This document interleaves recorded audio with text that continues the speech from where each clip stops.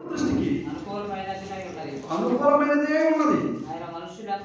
ఆయన మనుషులందరకు రక్షణ పొంది సత్యమును కూర్చిన అనుభవం జ్ఞానం గలవారు ఉండవాలని చూడండి. ఏమి నిశ్చయించున్నాడు, ఏది కోరుచున్నాడు, ఏది అంగీకరిస్తున్నాడో, ఏది ఆలోచిస్తున్నాడో, ఏది దేని ఎంతో ఆయన సంతోషం ఉందో మనుషులందరూ రక్షణ పొందవాలనేటువంటిది దేవుడి చిత్రం. మనుషులందరూ రక్షణ కొనసాగాలనేటువంటిది, మనుషులందరూ రక్షణలో జీవించాలనే, రక్షణ పొందవాలనేటువంటిది దేవుని యొక్క చిత్తము. అది దేవుడికి అనుకూలమైనటువంటి యోగముగా ఇక్కడ మనకు కనపడుతుంది.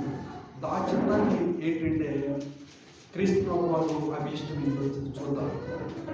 యోహాను పత్రిక యోహాను సువార్త 14:21 వచనాన్ని మనం పరిశీలన చేయాలి. యోహాను సువార్త 14:14 వచ్చాము 21 వచనాన్ని మనం పరిశీలన చేయాల్సిన అవసరం ఉంది. ఆయన ఆజ్ఞలను అంగీకరించి వాటిని గైకొని వాడే తన్ను ప్రేమించువాడు నా తండ్రి వల్ల ప్రేమింపబడు. నేను వారిని ప్రేమించి వాళ్ళు నన్ను చెప్పాను. చాలండి. దేవుడు ప్రేమించడము అంటే పండగ చేయటమా, జన్మదిన కార్యక్రమం చేయటమా,